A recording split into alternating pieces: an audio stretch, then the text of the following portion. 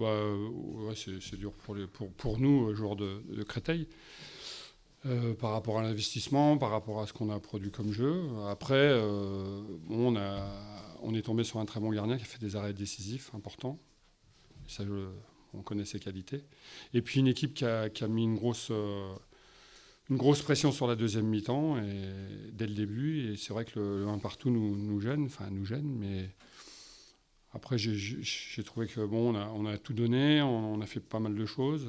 On peut revenir, mais bon, contre ces équipes-là, il faut être plus efficace. Mais on a tenté notre chance. Et parfois, on était à la limite, puisque on était un peu nerveux, j'ai trouvé. Donc, mais sinon, je crois qu'on n'a rien à se reprocher. Et ce qui est dommage, c'est que la débauche d'énergie nous rapporte pas de points. Mais bon, on a aussi une équipe qui a un auto-standing et qui est forte dans l'efficacité, et ils l'ont démontré. Bah, je sais pas. Qu'est-ce qu'on peut dire? Vous l'avez vu, mettez, moi d'où je suis. De toute façon, d'où on est, nous, Créteil, on dit que c'est sévère, et Sochaux trouve que c'est normal. Voilà, c'est comme ça. Il est fait, on ne leur fera pas. L'équipe t'a surpris à faire tête à une équipe comme Sochaux? Bah, on a de l'allant par rapport à. Déjà, le match de 3, c'était intéressant, où on a 1-0, on a le pénalty, on le rate, mais c'est vrai qu'on a été le chercher. Et on avait les mêmes intentions. On ne regarde pas trop derrière, puis se dire qu'il faut faire des points, faire des points. En tout cas, si on veut faire des points, c'est en jouant crânement notre chance.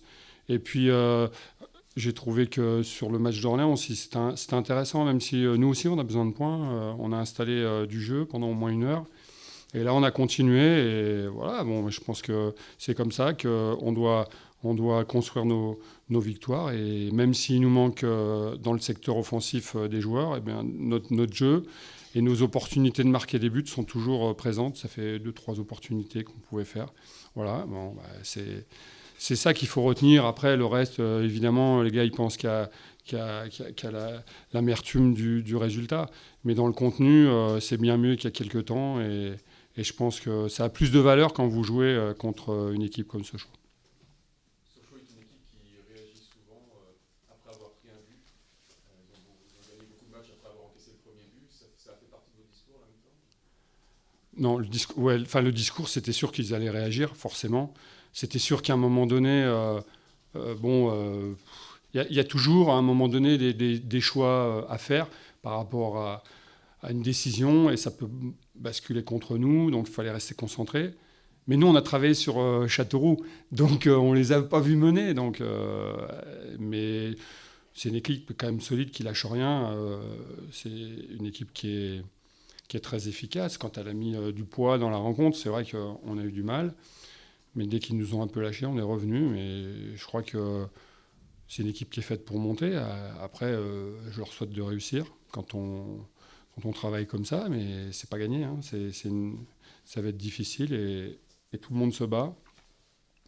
Donc ils ont des armes, et je pense que le jeu va leur permettre de monter s'ils ont la possibilité.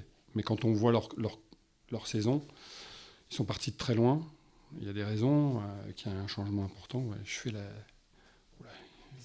ouais, excusez-moi, mais bon. Et je trouve que d'être ici à ce moment-là de la saison, franchement, ils n'ont plus rien à perdre pour moi. Voilà. Donc il faut qu'ils jouent à fond. C'est dans la meilleure des situations, finalement.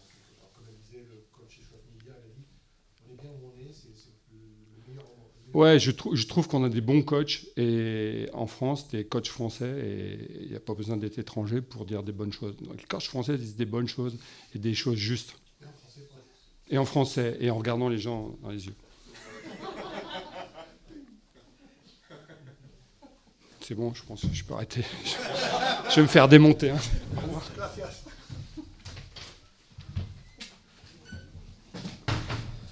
Bonsoir.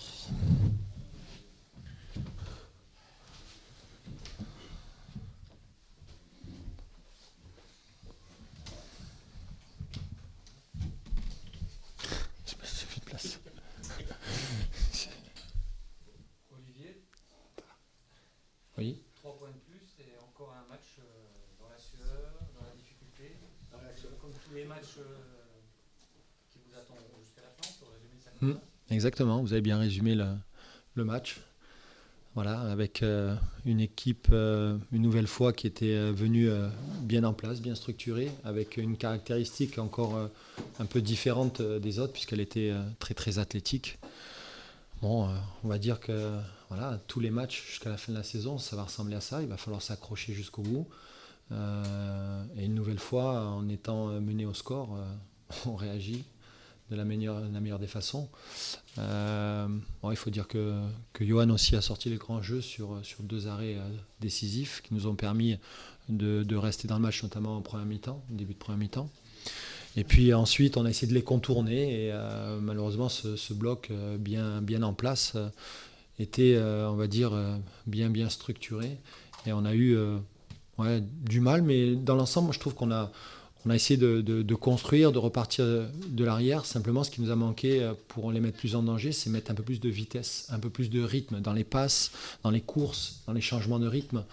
Et malgré tout, on a réussi à faire ce qu'il fallait.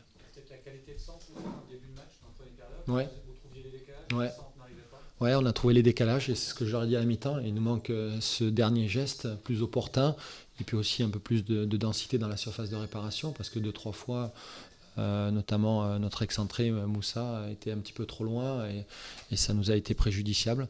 Après, on savait qu'il fallait insister sur ces couloirs, sur ces côtés. C'est ce qu'on a fait. Vous l'avez très bien fait, on peut dire ça, en deuxième mi-temps. On a trouvé qu'il y avait une intensité supérieure, des relations techniques. Déjà, il fallait le plus vite possible revenir au score. Ce qu'on a fait une nouvelle fois dans ces 5-6 premières minutes de la deuxième mi-temps. Donc ça pouvait que nous aider. Le public derrière a suivi, a poussé. Donc après, comme je leur avais dit, il fallait être patient et que les choses allaient venir d'elles-mêmes. Il fallait construire un petit peu leur match et leur victoire. C'est ce qu'ils ont fait. Après, peut-être sur un coup du sort, sur un penalty, je ne sais pas s'il y a faute ou non. Peu importe, c'est vrai que ça va dans notre sens à nous, mais le fait d'avoir insisté par ces couloirs, de mettre de la vitesse, de jouer plus simplement aussi, ça a créé le décalage et on a réussi à égaliser de cette façon. Vous en parliez, on va exhumer cette action du pénalty comme ça du banc. Nous, on la juge généreuse, on juge la décision généreuse parce que il y a peut-être un excellent engagement, je ne sais pas. En tout cas, les 2 joueurs jouent le ballon, taclent le ballon. Quand on est sur le banc, évidemment, qu'on est l'entraîneur de Sochaux, on prend. Mais comment vous l'avez jugé cette action ? Vous savez, ça va vite, j'ai pas revu les images, donc je peux pas vous dire. L'action, elle se déroule pratiquement à 50 mètres à l'opposé, donc je vais pas interpréter une situation que je n'ai pas vue. Maintenant, l'arbitre a pris sa décision, penalty, voilà, pas de problème. Au bout du compte, on perd Julien Faussurier, en espérant que ce soit pas trop grave, mais il avait une belle entorse, en tout cas à la cheville. A été violent pour que Julien demande à sortir en plus, c'est que quelque part le coup a été important, quoi. Vous avez souffert sur ce plan-là, sur le plan athlétique dans les duels. Il y a eu des garçons qui ont pris des coups et qui ont souffert de cet impact-là. Ouais, beaucoup de joueurs ont pris des coups, mais on le savait dès le départ, avant le match, que ça allait être un domaine où on allait être mis au défi. Et je trouve qu'on s'en est pas trop mal sorti parce que quand vous avez 5 joueurs qui culminent à plus d'1m90, c'est vrai que tous les coups de pied arrêtés, on peut trembler. Après, c'est vrai que Johan a fait aussi ce qu'il fallait pour nous aider, de par sa taille, de par son timing, son talent aussi. Donc ça, c'est bien pour aider les défenses. Contrat rempli en tous les cas. Oui, contrat rempli, les 3 points, c'est une 3e victoire consécutive à domicile. Oui, c'est très positif, très satisfaisant. Voir encore le caractère de cette équipe qui est capable de revenir et d'aller chercher la victoire. Voilà, ça montre beaucoup d'engagement, beaucoup de volonté, de ne pas se laisser aller. Et puis on le sait, ça passera par là pour aller plus haut. Les concurrents directs, certains avancent, d'autres reculent. Mais nous, on est là et puis on va continuer à mettre la pression à toutes les équipes qui sont devant nous. Je reviens sur le pénalty. Karl porte des questions. C'est saisi du ballon. C'était quelque chose que vous avez déjà, ou c'est lui qui a pris la décision d'assumer le truc et d'aller chercher son 14e but?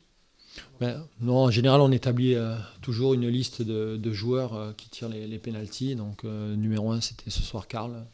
Et on en désigne toujours 2 autres au cas où si la faute est faite sur le joueur ou non. Et il continue de marquer, ça c'est aussi un bon indicateur quand on aura inscrit le final, alors son attaquant qui quand il passe un match sans marquer, tout de suite derrière, il met des points. Ouais, ce qui est paradoxal, c'est que Karl, on ne le voit pas énormément au vu de la première mi-temps. Et puis d'un seul coup, il y a un petit déclic. Et puis il vient à ce premier poteau, il coupe bien la trajectoire.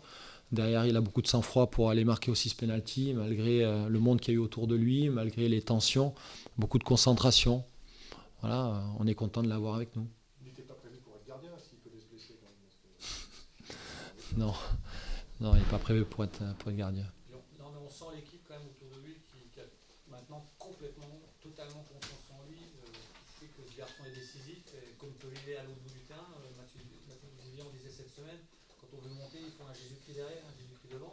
Aujourd'hui, c'est le cas en tout cas. Je savais pas qu'il y avait 2 Jésus-Christ déjà. Donc, non, mais je l'apprends donc ce soir. Mais non, mais bon, il ne faut pas aller dans des terminologies aussi poussées, aussi fortes. Il faut savoir reconnaître aussi le talent quand il est là. Voilà, on a des joueurs qui sont, on va dire, décisifs. Mais bon, il ne faut pas oublier aussi tout le travail d'acharnement qui a été fait par l'ensemble du groupe, de l'équipe. C'est vrai que ça n'a pas été facile, mais tout le monde a été besogneux dans le travail. Et voilà, on savait qu'à la mi-temps, on n'avait pas le choix. Il fallait attaquer, il fallait marquer, il fallait gagner. On a tout fait et ça s'est reconverti avec ces 3 points. Il faut se garder d'un jugement hâtif ou attendre la fin des matchs avec ces choses, parce que quel que soit le scénario, on a l'impression d'avoir pas vu les 2 mêmes mi-temps dans la qualité. Et à chaque fois, finalement, au moment où on ne voit pas forcément dans votre assiette, c'est toujours là où l'équipe. Ouais, mais bon, cette équipe aussi, elle essaye de progresser, de prendre un petit peu de maturité.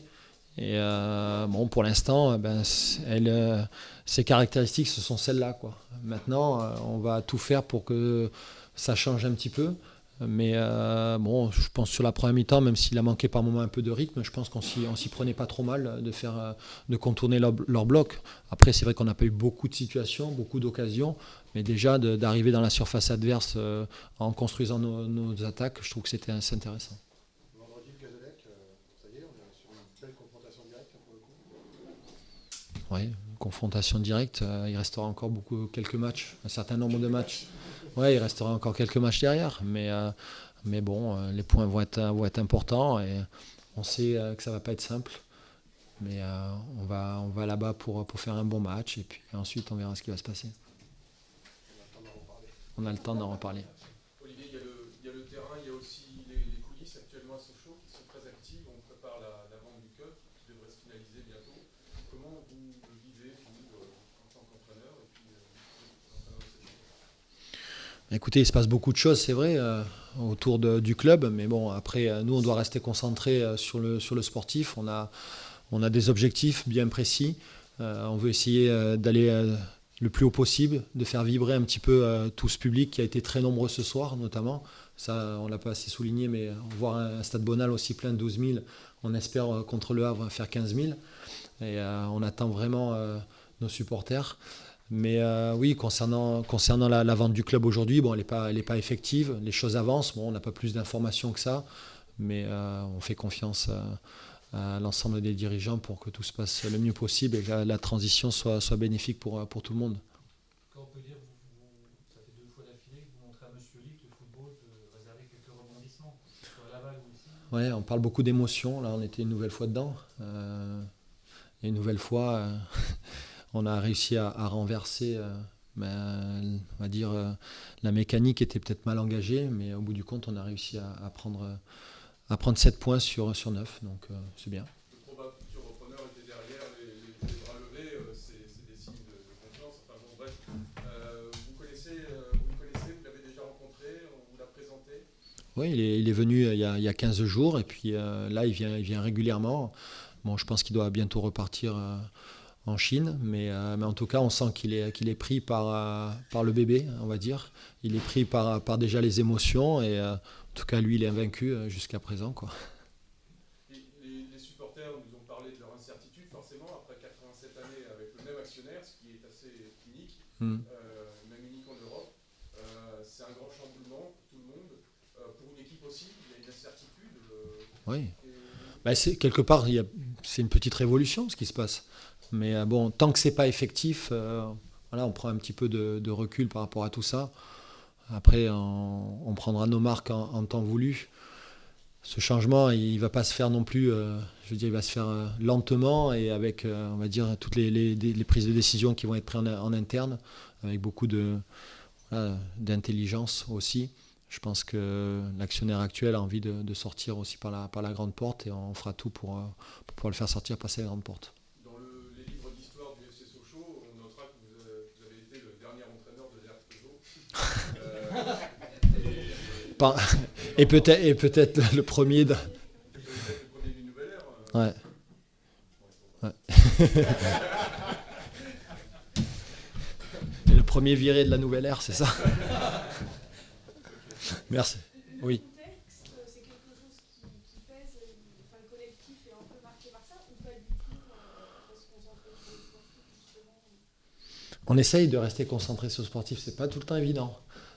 Surtout quand il y a des effets d'annonce, mais bon après nous on doit donner ce qu'on a fait ce soir. Voilà, c'est notre réponse, c'est celle-là, c'est celle du rectangle vert.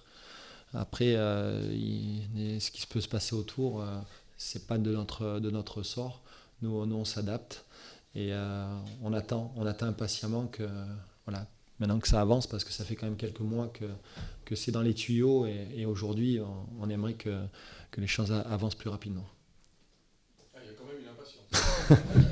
Je m'en vais.